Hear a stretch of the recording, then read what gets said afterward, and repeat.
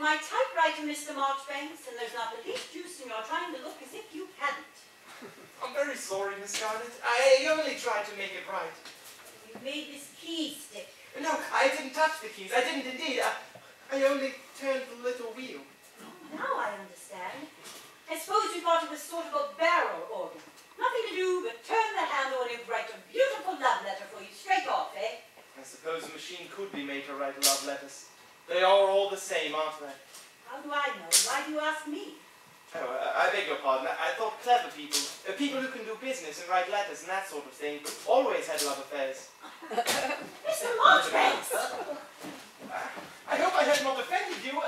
Perhaps I should not have alluded to your love affairs. I haven't any love affairs! How dare you say such a thing? Really? Oh, well then you are shy like me. Isn't that so? Certainly not. I am not shy. What do you mean? You must be. That is the reason there are so few love affairs in the world. We all go about longing for love.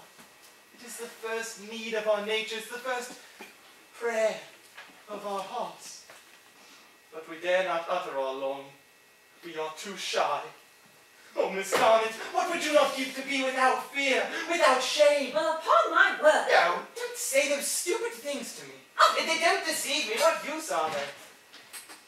I don't understand you, Miss Garnet. Why are you afraid to be your real self with me? I am just like you. Like me? Pray, are you flattering me or flattering yourself? I don't feel quite sure which. Hush. I go about in search of love. And I find it in unmeasured stores in the bosoms of others. But when I try to ask for it, this horrible shyness strangles me. And I stand dumb, worse than dumb, saying meaningless things and foolish lies. And I see the love that I am longing for, given to dogs and cats and birds. Because they come and ask for it. It must be asked for. It is like a ghost. It cannot speak unless it is first spoken to. All the love in the world is longing to speak, only it dare not, because it is shy, shy, shy! That is the world's tragedy!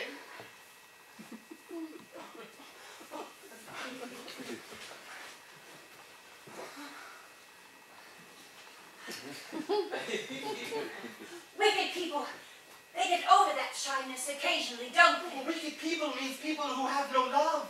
Therefore they have no shame. They have the power to ask for it because they don't need it. They have the power to offer it because they have none to give. But we who have love and long to mingle it with the love of others, we cannot utter a word. You find that, don't you? Look here. If you continue to talk like this, Mr. Marchbanks, I'll leave the room. I really will. It's not proper. No, nothing that's worth saying is proper. I can't understand you, Miss Garnet. Well, what am I to talk about? Talk about indifferent things. Talk about the weather. Would you stand by and talk about indifferent things if a child were by crying bitterly with hunger? I suppose not. Well, I cannot talk about indifferent things with my heart crying out bitterly in its hunger. Then hold your tongue. Yes, that is what it always comes to. We hold our tongues. But does that stop the cry of your heart? For it does cry, doesn't it? It must if you have a heart. Oh, it's no use trying to work while you talk like that. It's no business of yours whether my heart cries out or not. But I have a mind to tell you for all that. Oh, you need not. I know already that it must. But mind, if you ever say I said so, I'll deny it. Yes, I know. And so you haven't the courage to tell him? Him? Who? Whoever he is. The man that you love. It might be anyone. The curate, Mr. Mill, perhaps. Oh, Mr. Mill. Fine man to break my heart about indeed. I'd rather have you than Mr. Mill. Oh, don't be frightened. It's not you. It's not any one particular person. I understand. You feel as though you could love anybody that offered. Ah, anybody that offers? No, I do not. What do you take me for? No use. You won't make me any real answers. Only those things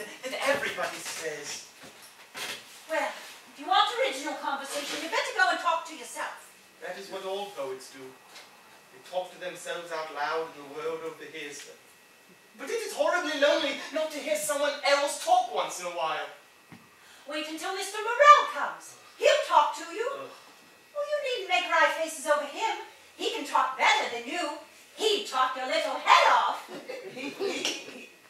Ah, I understand now. What do you understand? Your secret. Tell me, is it really and truly possible for a woman to love him? Well, No, answer me. I want to know. I need to know. I can't understand it. I see nothing in him but words, pious resolutions, what people call goodness. You cannot love that. I simply don't know what you're talking about. I don't understand you. You do. You lie. Oh! You do understand and you know. Tell me, is it possible for a woman to love him? Yes! Whatever is the matter with you? Oh, praise heaven, here's somebody. Well, so this is how they leave you to yourself, Mr. Marchbanks. They come to keep you company. James is in the dining room receiving a deputation, and Candy is upstairs educating a young Stitcher girl she's interested in. She's sitting there learning how to read out of the Heavenly Twins. You must find it lonesome here, with no one but the typist to talk to. Oh, he'll be all right now that he has the advantage of your polished conversation. That's a comfort anyhow. Addressing myself to you, young woman, that I'm aware of. Did you ever see worse manners, Mr. Marchbanks? Mr. Morrisville is a gentleman and knows his place, which is more than some people do. It is well that you and I are not ladies and gentlemen. I'd talk to you pretty straight if Mr. Marchbanks wasn't here. Ow! There! Now I've gone and spoiled this letter. Have to be done all over again. I can't contain myself, you silly old fathead! Silly old fathead, am I? Oh, indeed. Well, young lady, you just wait. Wait till I tell your employer about this. You'll see if I don't. It's no use talking to me. You've done it now. Just wait. I'll let you know who I am. I wouldn't take no notice on her, Mr. Morrisville. She's the native. Hadn't we better change the subject? I don't think Miss Garnet